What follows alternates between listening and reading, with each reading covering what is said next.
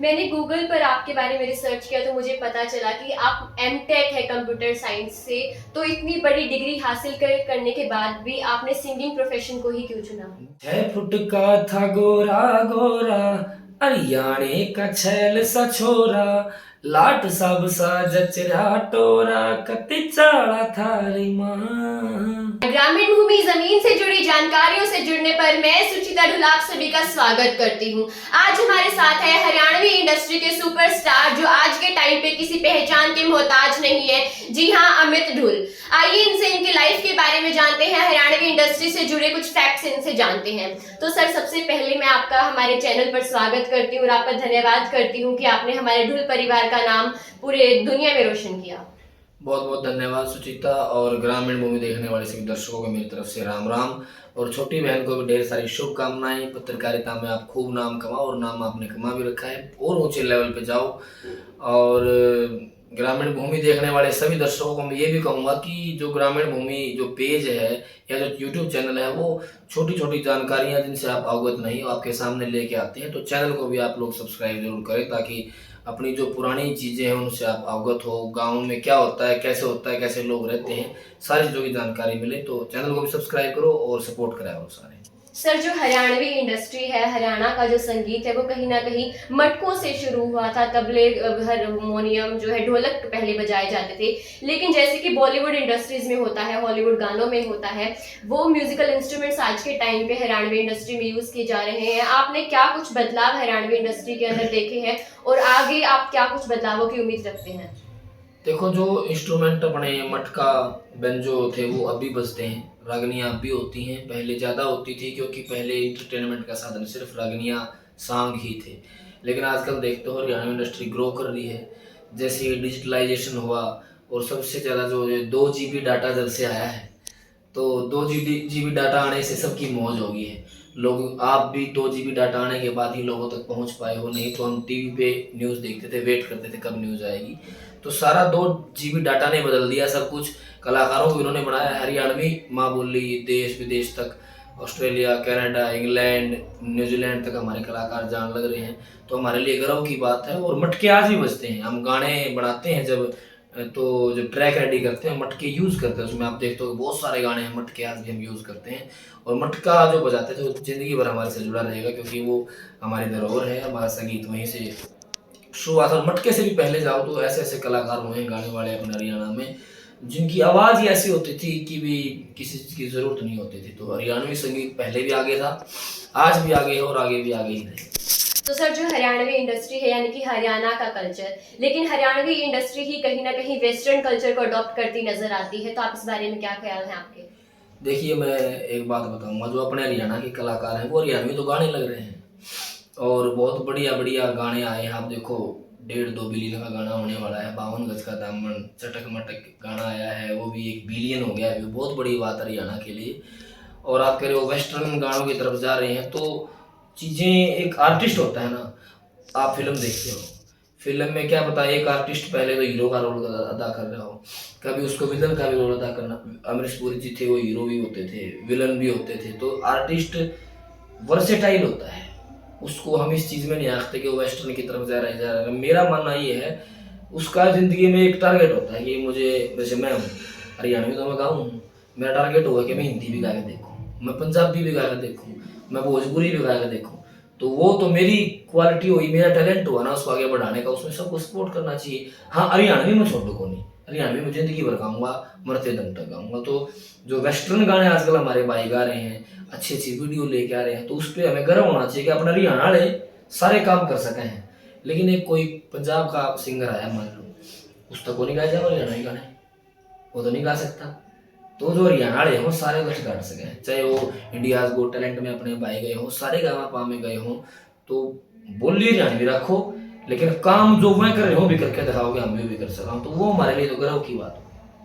तो sir, Haryanvi industry में आज के टाइम पे जैसे आप जैसे सिंगर्स तो बहुत अच्छे गाने निकालते हैं, बहुत सारे ऐसे सिंगर्स हैं, राइटर्स भी बहुत अच्छे अच्छे हैं।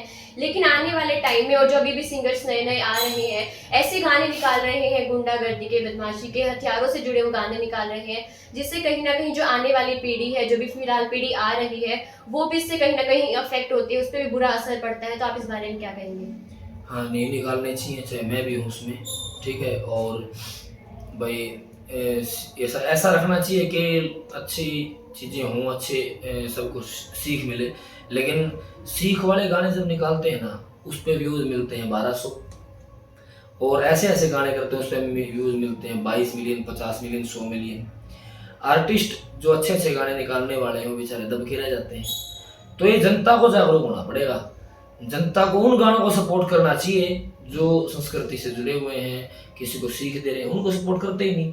बहुत सारे गाने में ऐसे गिना जो आज डब्बा बंद पड़े हैं, जो बिल्कुल ज़बरदस्त थे। और कलाकारों को भी ध्यान देना चाहिए, ऐसे गाने हमें नहीं निकालने चाहिए जिससे हमारे युवा पीढ़ी खराब हो, हथियारों की तरफ जाए। आजकल बड़ा प्रचलन हो गया, कोई किसी को गोली मार दे। तो मैं तो नहीं हूँ इसके सपोर्ट में, और ना मैं किसी को टारगेट भी कर रहा, लेकिन हमें कंट्रोल करना चाहिए इस चीज़ को। तो सर आपका एक बहुत फेमस गाना है, मुझे भी बहुत पसंद है, कि मैं अपने हरियाणी नहीं सा देखना चाहूँ। तो मैं आपसे ये पूछना चाहूंगी कि आप अपने हरियाणी नहीं किसा देखना चाहो। मैं तो मेरा हरियाणा वही हरा भरा और वही देसी खाना, देसी रहना, देसी लोग, वही देखना चाहूँ। बस मैं चाहूँगा जो हम देसी पढ़ा है ना वो हमारा भी तरव है, लेकिन चीज़ हम सारी करके दिखावा लोगों ने कि हम यूँ भी कर सका हैं, यूँ भी कर सका हैं, यूँ भी कर सका। बस हमने इस चीज़ में रहना कि हम देसी हाँ, तो बस ठीक हम देसी ही रहोगे ना, हम देसी हाँ, लेकिन दूसरे ने फिर लगना चाहिए कि ये देसी सारे काम कर सके हैं, ये देसी बढ़िया बढ़िया गाने भी बना सके हैं, बढ़िया बढ़िया मूवी भी बना सके हैं, ये देसी हरियाणवी बोल रहे हैं तो बहुत बढ़िया इंग्लिश भी बोल सके हैं, ये बहुत बढ़िया हिंदी बोल सके हैं, वर्सेटाइल है देसी। तो मैं देसियों में, हरियाणवी में वर्सेटिलिटी देखना चाहता हूँ कि भी सारी चीज़ कर सका। तो सर जो हरियाणवी सिनेमा इंडस्ट्री है वो भी बहुत ज़्यादा ग्रोथ कर रही है, चंद रावल, दादा लक्ष्मी जैसी बहुत सारी सुपर हिट्स फिल्में हरियाणवी सिनेमा ने दी है। तो आप क्या कहना चाहेंगे कि किस तरीके से और अच्छे से ग्रोथ कर सकती है हरियाणवी सिनेमा? देखिए अभी तक आपके सामने दादा लक्ष्मी मूवी आई है, और भी बहुत सारी ऐसी मूवी हैं। अपने हरियाणा के बहुत सारे डायरेक्टर्स हैं, रणजीत चौहान है, मोहन बेताब है, और डायरेक्टरों के भी बहुत सारे नाम हैं जिन्हें बहुत सारी मूवीज अभी बना ली हैं। अभी एक वेब सीरीज रिलीज हुई थी ओपरी हवा, स्टेज ऐप पे, देखना उसका बनाने का लेवल, उसकी डायलॉग, उसकी स्टोरी बहुत ज़बरदस्त है। इन चीज़ों को भी प्रमोट करो। हम मान लो एक ही फिल्म के पीछे पड़े रहते हैं, भाई वो फिल्म आई थी, वो फिल्म आई थी, लेकिन daily movies, daily web series film release हो रही है, उनको भी प्रमोट करो। हरियाणवी फिल्म अगर हम चंद्रावल पे खड़े रहेंगे नहीं तो आगे तो किसी चीज़ का प्रचार होगा ही नहीं। चंद्रावल बहुत अच्छी मूवी थी, बहुत अच्छे गाने थे, और उसमें बहुत अच्छे अच्छे आर्टिस्टों ने काम किया था। लेकिन अब जो मूवी आ रही है वो, अभी आपको पता है ओपरी हवा वेब सीरीज आई है, आपको भी नहीं पता होगा। बहुत अच्छी अच्छी वेब सीरीज आई हैं, स्टेज ऐप पे आई है, बिंदर दनोदा भाई की आई है, योम कौशिक की आई है, बहुत सारी अच्छी अच्छी वेब सीरीज, उनको देखो। हरियाणवी में है वो, स्टेज ऐप हरियाणवी चीज उसको रिप्रेजेंट कर रहा है आज के दिन, तो उसको भी देखना चाहिए सबको। एक पे खड़े हैं सभी, चंद्रावल पे, दादा लक्ष्मी पे, वो आली वो बहुत अच्छी है, उनसे भी अच्छी बननी है अभी आगे। यशपाल शर्मा जी भी उनसे अच्छी बनाने वाले हैं आगे। तो जब देखोगे तब पता लगेगा। तो और इसीलिए मैं कहता हूँ कि ऊपर ऊपर तो हरियाणवी संस्कृति से जुड़े हुए हैं, नीचे जाकर देखोगे तो बहुत चौपाल है, चौपाल पे बहुत अच्छी अच्छी वेब सीरीज पड़ी है। चौपाल ऐप है, एक स्टेज है, पंजाबी है वो ऐप, उस पर हरियाणवी पड़ी है।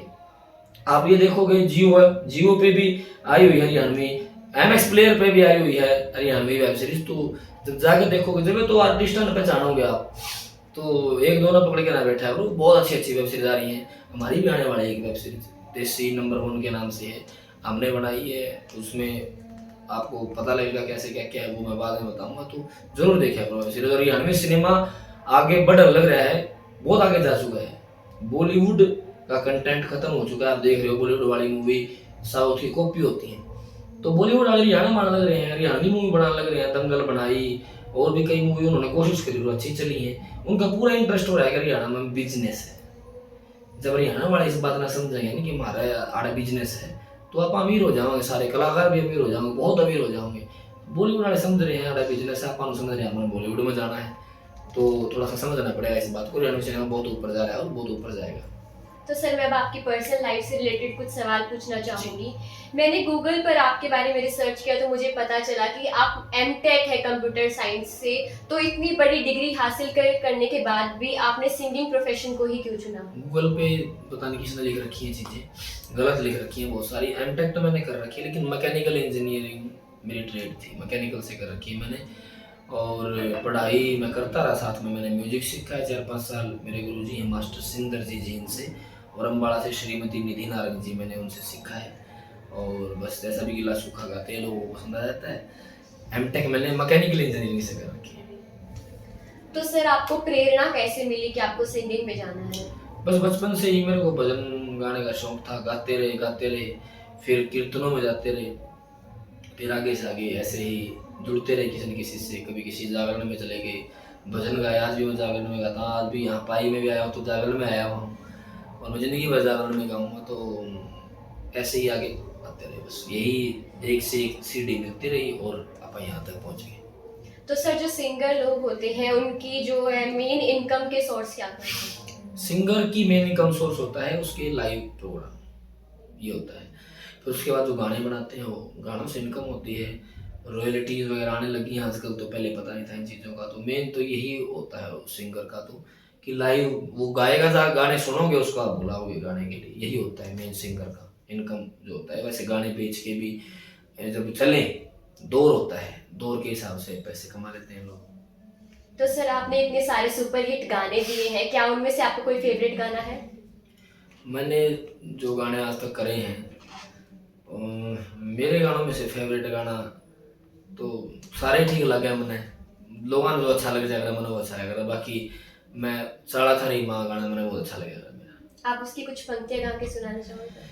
6 फुट का था गोरा गोरा, अरियाणे का छैल सा छोरा, लाट सब सा जचरा टोरा, कति चढ़ा था रे माँ।